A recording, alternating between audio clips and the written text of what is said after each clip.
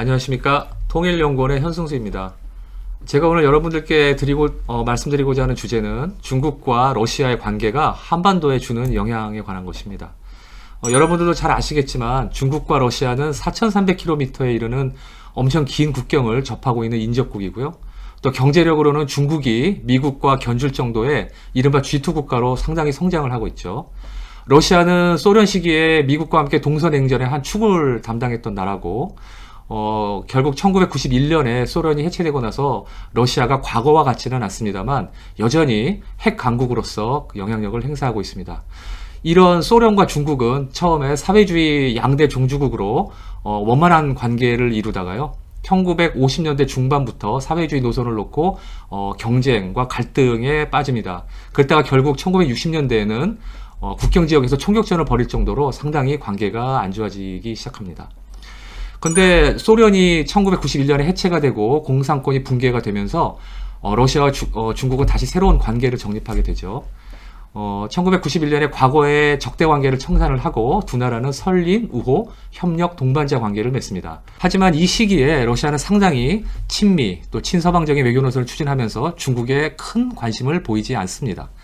중국은 아시다시피 천안문 사태 이후에 서방과의 관계가 악화되면서 러시아가 필요해졌습니다. 하지만 두 나라는 서로 다른 길을 가는 것처럼 보였었죠. 중국은 사회주의를 포기하지 않고 그대로 나갔지만 러시아는 새롭게 자본주의와 서구식 민주주의를 지향하는 것처럼 보였습니다.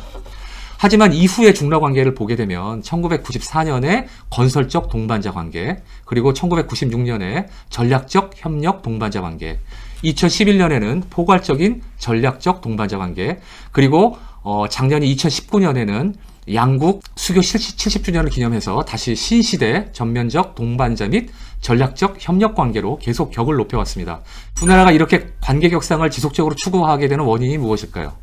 그것은 두 나라가 서로를 많이 필요로 하기 때문이기도 하지만요. 그 원인이 미국과 관련되어 있다는 점을 이해하는 것이 중요합니다. 일단 중국의 시진핑 주석과 중국의 현재 지도부, 그리고 푸틴 대통령과 러시아의 현 지도부가 갖고 있는 세계 인식이 상당 부분 일치합니다. 두 나라는 세계가 다극적인 질서로 나아가고 있고 또 나아가야 한다고 생각을 합니다. 어느 한 나라가 세계 문제를 좌지우지하거나 또 그렇게 결정하는데 독점적인 영향력을 행사해서는 안 된다고 그렇게 생각을 하는 것입니다. 중국과 러시아는 미국이 바로 그런 나라라고 생각하는데요. 따라서 미국 중심의 일극 체제가 사라져야 한다. 그리고 또 미국이 그렇게 행동을 하게 될 때는 다른 큰 나라들이 이를 견제해야 한다고 생각을 합니다. 그래서 중국과 러시아 사이에는 결국 이러한 전략적 이해가 일치하게 되는데요.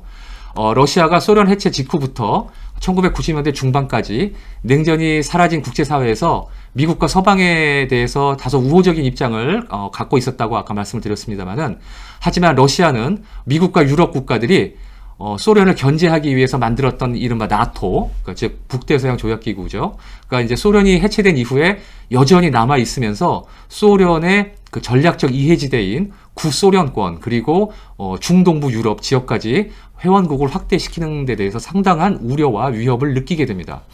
또 이러한 상황에서 러시아가 2014년에 러시아의 바로 그 국경을 접하고 있고 러시아가 가장 중요시하는 이웃 국가인 우크라이나, 옛 소련 국가인 우크라이나에서 친미 정권이 들어서고 그리고 반러 그 시위가 확산이 되죠. 그때의 그 러시아는 그 국제 사회의 호소를 무시하고 갑자기 그 우크라이나가 가지고 있는 전략적 요충지인 크림반도를 병합하게 됩니다. 이것이 뭐 군사적으로 어떤 군사행동을 했다라기보다는 그 우크라이나의 크림반도 지역에 살고 있는 주민들이 상당수가 러시아계 주민들이기 때문에 이들이 주민투표를 통해서 우리는 우크라이나에 속하지 않고 러시아로 들어가겠다라고 하는 결정을 하게 되는 것이죠. 그렇기 때문에 러시아는 이 그 투표 결과를 존중한다는 차원에서 크림반도를 병합하게 됩니다. 그러나 국제사회에서는 이것을 인정할 수 없었고요. 따라서 미국과 그리고 유럽, 일본 등의 그 서방 국가들은 그 러시아에 대한 제재를 선언하게 됩니다. 그 이후에 제재가 점점 가중되면서 러시아와 서방 국가들, 그리고 러시아, 미국의 관계는 점점 악화되게 됩니다. 또 중국은 중국대로 이 미국과의 경쟁이 전방위적으로 확대될수록 러시아와의 관계 강화로 여기에 대응을 하려고 합니다. 중국은 경제 발전을 위해서 무엇보다도 에너지원의 확보가 상당히 중요하죠. 세계 최대의 천연가스 생산국이 러시아인데요. 그 나라로부터 파이프라인을 통해서 가스를 수입할 수 있다면 중국의 입장에서 상당히 좋을 것입니다. 중러 두 나라의 에너지 협력은 특히 러시아산 원유, 그리고 러시아가 원유도 많이 갖고 있고 천연가스도 많이 갖고 있습니다만, 이 러시아산 원유와 천연가스가 중국에 수출되게 되면 상당히 중국으로서는 그 경제 발전에 상당히 도움을 받게 되는 것입니다. 그런데 양국 간의 협상이 그렇게 그 원만하게 이루어지지 않다가 갑자기 그 2014년에 그 우크라이나의 병합 이후에 그 러시아와 서방과의 관계가 멀어지면서 러시아는 중국이 필요해졌고요. 또 중국은 그 서방의 대러 제재에 동참하지 않으면서 러시아가 무역이나 금융으로 상당히 어려움을 겪을 때 러시아에게 도움을 줍니다. 따라서 양국 간에 지지부진했던 그 에너지 협력에 대한 협상이 극적으로 타결이 되게 되고요. 그 2019년 12월 초에 그 시베리아의 힘이라고 하는 러시아산 시베리아의 천연가스를 그 중국으로 연결해서 공급하는 거대한 가스관이 완공을 하게 되고요. 공급에 들어갔습니다. 그래서 실질적으로 에너지 대국인 러시아가 중국에 만약에 그 러시아산 에너지를 공급하게 된다면 세계 에너지 시장에 주는 영향력은 상당히 막강할 것입니다. 하지만 이런 경제적인 의미 외에도 중국과 러시아 두 나라가 에너지 협력을 과시하는 측면이 분명히 존재를 합니다. 미국과 중국, 그리고 미국과 러시아의 관계를 힘들게 하는 일들이 발생할 때마다 중국과 러시아 두 나라는 정치 군사뿐만 아니라 경제적으로도 양국의 밀착을 과시하는 이벤트를 벌이곤 합니다. 다분히 미국을 의식한 행보죠. 네, 그런데 중국과 러시아 간의 이런 전방위적인 협력 확대에서 군사 분야가 특별히 국제 언론의 주목을 받고 있죠. 사실 중러 관계가 심화되고 있는 그 추이가 미국과 서방 국가들의 관심을 끄는 이유는 바로 군사 안보적인 측면에서 그 여파가 상당할 것이기 때문입니다. 두 나라가 군사동맹을 체결할 것인지 아닌지를 놓고서 서방에서 논쟁이 가열되는 이유도 역시 군사동맹 가능성이 서방 국가들에게 주는 위협이 될 것이라는 점 때문입니다. 그래서 중러 군사협력 관계를 간단히 말씀을 드리면 그 성격을 규정하는 데 있어서 일단은 다음 세 가지 측면을 이해하는 것이 중요합니다. 하나는 두 나라의 군사 관계가 이미 소련 해체 이후부터 서서히 협력 강도를 높여왔는데요. 2010년을 전후한 시기에 중간 수준의 어떤 제도화가 양국 간에 이루어졌다. 그리고 현재는 심도 있는 더 깊은 그런 제도화 단계로 진입하고 있다고 평가를 할 수 있다는 것입니다. 미국의 군사 전문가인 그 알렉산더 코롤레프라고 하는 사람이 이야기한 것처럼 서방에서는 이 두 나라의 군사 협력을 미국을 의식해서 즉흥적으로나 임시로 그렇게 맺은 것처럼 이해를 하는 경우도 있지만 그 코롤레프가 이야기하는 것은 상당히 두 나라는 진지한 협력이고 또 이미 동맹 직전 단계에 진입을 했다라고 평가를 합니다. 하지만 현 시점에서 그 중국과 러시아의 그 양국 지도자들이 우리는 군사동맹 관계는 아니다라고 일단은 이야기를 하고 있습니다. 두 나라가 안전보장을 위해서 서로 간에 동맹을 필요로 하는 상황도 아니고 또 핵균형이 또 심각하게 위협받는 상황도 아니기 때문에 굳이 군사동맹을 체결하지 않아도 두 나라는 군사협력 잘 해나갈 수 있다라는 식으로 이야기를 하는 것이죠.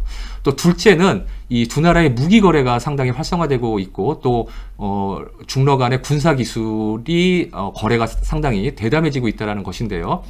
이미 중국은 1990년대에 러시아가 상당히 경제적으로 어려웠을 때부터 그 2000년대 초까지 러시아에 상당한 가장 중요한 무기 수출국이긴 했습니다. 그런데 2006년에 잠시 두 나라의 무기 거래가 조금 침체됐다가요.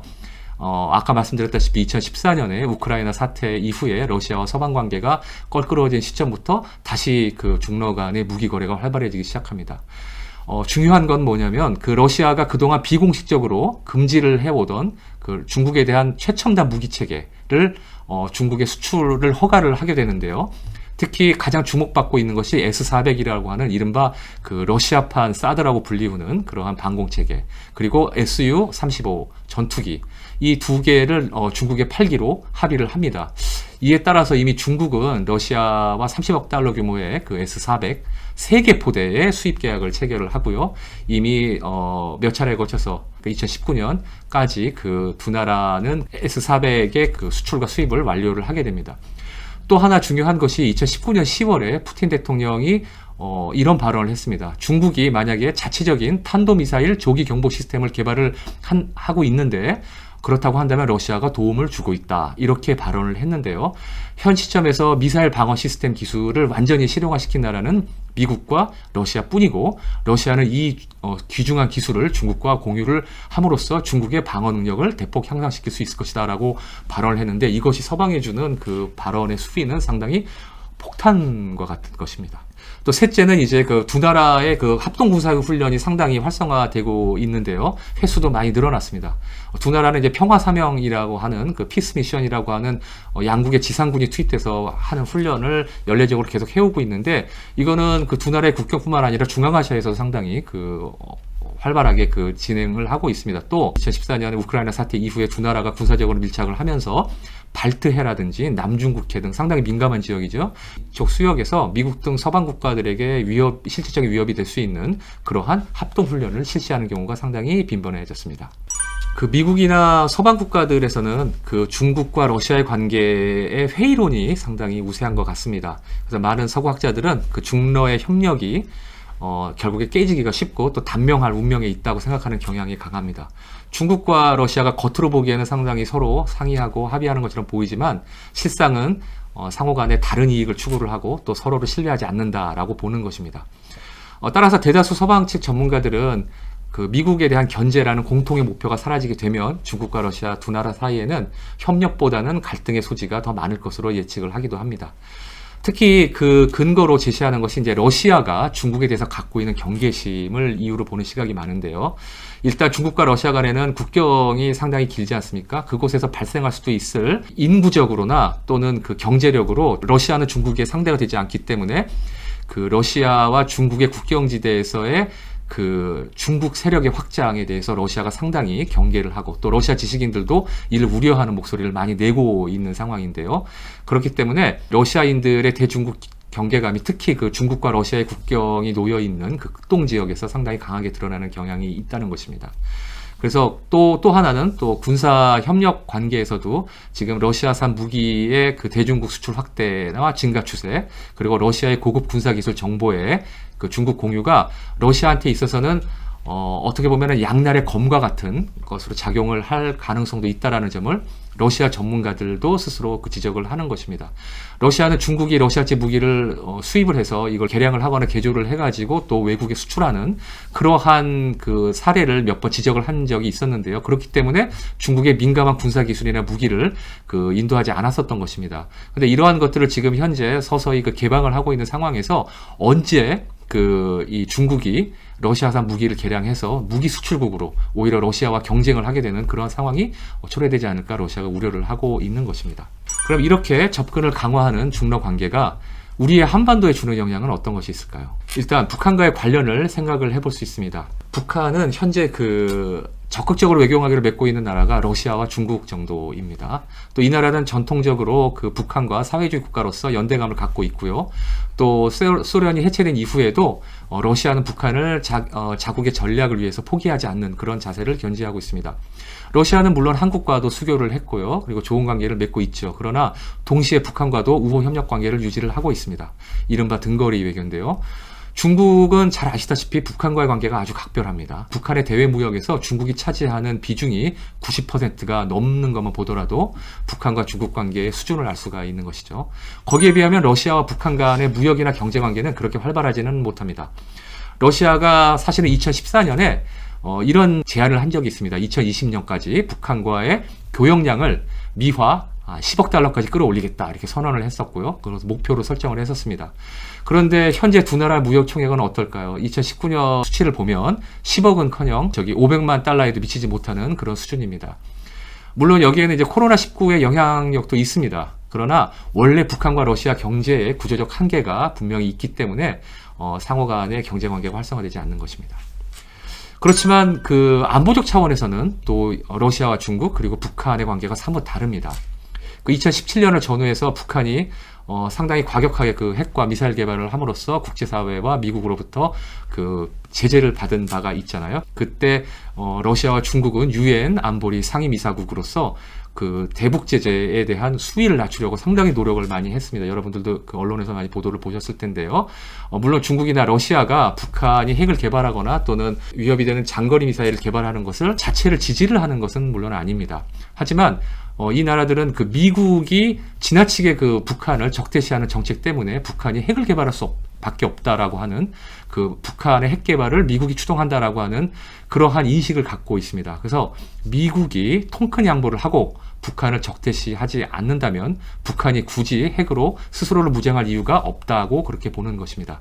따라서 중국과 러시아는 북한의 핵에 대해서는 원칙적으로 반대를 하면서도 이러한 배경을 이해하고 미국이 북한에 대해서 제재를 강화하거나 북한 사회나 정권을 불안정하게 하는 것을 반대를 합니다. 한반도와 관련해서 중국과 러시아 간의 정치 협력이 아주 단적으로 드러난 사례는 두 나라가 한반도 문제 해결을 위해서 마련한 공동 로드맵이라는 것입니다. 중러가 공동으로 구상한 이 한반도 문제 해결 로드맵은 2017년 5월에 처음 제시가 됐고요. 또 북미 정상회담이 실패로 돌아간 후에 남북 관계 개선 분위기마저 지금 원점으로 돌아가고 있죠. 그런 상황에서 두 나라가 지속적으로 견지하고 있는 공식 입장입니다. 로드맵을 간단히 말씀드리면 1단계에서는 북한이 추가적인 핵 실험과 탄도미사일 실험을 중단을 하고 핵 비확산을 공약을 할 경우에는 한국과 미국도 북한의 위협이 되는 연합훈련을 축소 또는 중단해야 한다는 것입니다. 2단계에서는 남북한과 북한, 미국, 또 북한과 일본, 수교 관계가 돼 있지 않은 이들 나라들 사이에 평화 공존과 군사력 불사용에 관한 협정을 체결을 하고요. 남북한 사이에 가로막고 있는 정전협정을 평화협정으로 대체를 하는 그러한 단계를 제시를 합니다. 끝으로 3단계는 그 동북아에서 남북한과 그리고 미중 일러 이 6개국이 모여서 동북아 다자안보 체제를 구축을 해야 된다는 것인데요. 이것은 이제 러시아가 특히 동북아와 한반도에서 일관되게 추구해온 주장입니다. 중국과 러시아는 그 북한의 체제 안전이 보장되지 않으면 북핵 문제가 근본적으로 해결이 될 수 없다라는 입장을 고수를 하면서 북미 정상 간 회담이 성과를 혹시 거두게 된다고 하더라도 그 이후의 프로세스는 육자회담의 틀 안에서 다자적으로 논의를 하고 결정을 해서 결국에는 다자안보 체제로 나아가야 한다. 이렇게 주장을 하는 것입니다. 또 하나 앞에서도 제가 말씀을 드렸습니다만 푸틴 대통령의 발언을 말씀을 드렸었죠. 중국의 조기 미사일 공격 조기 경보 시스템 구축을 하게 된다면 러시아가 적극 지원을 하겠다 이렇게 이야기를 했다고 소개를 드렸었는데요. 이것이 저희 그 한반도 상황과 직결이 됩니다. 사실은 2019년 8월에 그 INF라고 해서 중거리 핵전력 조약이라고 하는 것이 미국과 러시아 간에 체결이 되어 있는데요. 그 조약을 미국의 트럼프 정부가 일방적으로 탈퇴를 하게 됩니다. 미국이 INF 조약을 탈퇴를 하게 된 것은 러시아뿐만 아니라 중국도 상당히 핵 강국으로 발돋움하게 되고 미국이 위협이 되고 있는 상황에서 러시아와의 중거리 핵전력에 대한 그 조약만 체결해가지고는 중국의 위협에 대항할 수 없기 때문인데요. 그렇기 때문에 미국이 일방적으로 INF 조약을 탈퇴를 했죠. 이 직후에 나온 보도는 그 아시아 지역에 미국이 중거리 미사일을 배치를 할 것이다라고 그 이야기를 했었습니다. 그리고 중거리 미사일 배치 지역으로 한반도나 일본 열도가 거론이 되기도 했었는데요.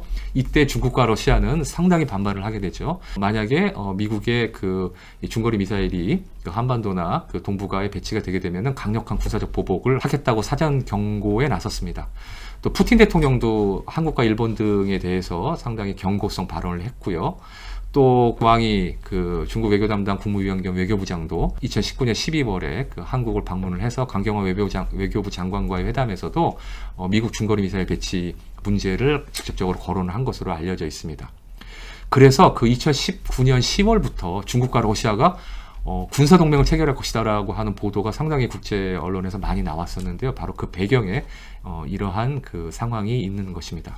그래서 2019년에는 또 그 한국에서도 상당히 그 주목을 받았던 그 보도가 또 하나가 있죠. 미국과 중국이 그 합동 그 군사 연습을 하면서 중국과 러시아의 군용기 전투기들이 한국 방공식 특별 구역인 카디스 그리고 우리의 영토인 독도의 영공을 침범한 사례가 있었는데요. 우리 군도 상당히 여기에 항의를 많이 했었죠. 근데 이 사건은 바로 그 중국과 러시아 두 나라가 한국과 미국의 이제 대응 전략 시험한 것이다라고 하는 분석이 우세를 하고요. 또 안보 전문가들은 중국과 러시아가 미국이 그 인도 태평양 전략이라는 것을 확고하게 견지를 하면서 이곳에 이제 한국을 이 견인하게 될 경우에는 여기에 대항해서 합동 군사 훈련을 확대 강화하고 앞으로 한반도에서 이런 일들을 자주 발생시킬 가능성이 많다고 분석을 하고 있습니다. 다음으로는 경제적인 측면을 생각을 해보겠는데요. 러시아, 중국은 한반도와 인접을 해 있고 또 북한 문제에서 우리와 협의하고 미래를 논의할 중요한 이웃입니다. 또 한국 입장에서는 북한에 가로막혀서 대륙으로 진출하기 위해서는 북한과의 관계 개선을 통해서 한반도의 역동력을 유라시아 대륙과 연결하는 이른바 신한반도 평화 경제를 구상을 하고 있습니다. 이를 위해서는 당연히 그 한반도 국경을 접하고 있는 중국 그리고 러시아, 특히 중국의 동북 삼성과 블라디보스톡을 중심으로 하는 러시아 연해주 극동지방을 한반도 경제 구상과 연계해서 공동 번영과 평화를 정착시키는 구체적 방안들이 필요한 것이죠. 현재 러시아는 그 유라시아 경제연합이라고 해서 구소련권 국가들을 경제적으로 통합을 하고요. 또 아시아 동북아의 역동력을 러시아의 경제로 연계하는 그러한 신동방 정책을 추진 중인데요. 이러한 모든 것들에서 한국과의 협력이 한국은 이러한 그 러시아의 유라시아 정책에 적극적으로 호응을 할 필요가 있습니다. 또 잘 아시다시피 중국은 1대1로를 통해서 서쪽으로 진출하는 그러한 경제 통합 전략을 구사를 하고 있는데요. 이렇기 때문에 러시아와 중국이 각자의 지역 경제 통합 구상에서 마찰이나 갈등할 소지가 있다라고 하는 분석도 있습니다만은 그러나 지금 저희가 보기에는 그 러시아와 중국은 상당히 역할 분담을 하면서 양국의 어떤 갈등보다는 협력의 그 폭을 넓혀가는 그러한 정책을 추진을 하고 있고 상당히 민감하게 양자 간의 그 조율을 하고 있는 것으로 저희가 판단이 됩니다. 또 상하이 협력기구라고 하는 SCO라고 하는 기구가 있는데요. 거기에 러시아, 중국이 주축이 되고 있는 다자 협력기구고요. 또 브릭스와 같은 조직에도 그 러시아와 중국이 중추적인 역할을 하고 있는데 이러한 다자 기구를 통해서도 러시아와 중국은 갈등보다는 협력을 하고 역할을 분담하는 그러한 실험들을 꾸준히 시도해오고 있습니다. 한국이 한반도를 유라시아 국가의 주변부에서 중심 허브로 그렇게 성장시키기 위해서는 반드시 중국, 러시아와 협력을 하는 구도를 만들어 나가야 합니다. 그리고 그 협력 구도 속에 북한의 참여를 독려하고 유인을 해야 하는 것인데요. 우리 정부가 추진 중인 신북방 정책의 핵심이 바로 여기에 있다고 하겠습니다. 끝으로 그 중러 관계의 전망에 대해서 말씀을 드리겠습니다. 이번에 미국 대통령의 존 바이든 후보가 당선이 됐는데요. 그렇지 않아도 지금 그 미국과 중국 그리고 미국과 러시아의 관계가 좋지 않습니다. 그런 상황에서 바이든 후보가 당선이 되면 미국과 러시아 관계가 특히 더 악화될 것이다 라고 하는 전망이 대단히 많습니다. 바이든 후보와 또 여당인 그 미국 민주당의 경우에는 러시아와 푸틴 대통령에 대해서 가지고 있는 인식이 너무 좋지 않기 때문에 미국은 푸틴이 집권하고 있는 러시아를 민주주의의 적 또는 독재, 다른 나라의 선거에 개입하는 안 좋은 부류의 나라로 인식을 합니다. 그래서 2021년에 바이든 행정부 아래에서 미국과 중국 그리고 미국과 러시아 관계가 더 악화가 될 경우에는 그 대항축으로서 중국과 러시아의 제휴와 밀착이 보다 심화될 것이라는 전망이 적지 않습니다. 두 나라가 미국과 맺고 있는 적대 혹은 대립 갈등 관계가 완화되지 않게 되면 양국은 준군사동맹, 직접적인 군사동맹까지는 안 가더라도 거의 군사동맹에 준하는 그러한 수준의 안보 협력을 지속해 나갈 가능성이 대단히 큰데요. 이것은 한반도에서 미국이 중심이 되거나 또는 미국이 독단적으로 정세를 주도하는 것을 중국과 러시아가 허용하지 않을 그러한 가능성을 시사하고 있습니다. 이러한 상황은 우리에게는 상당한 도전이 되는 것이죠.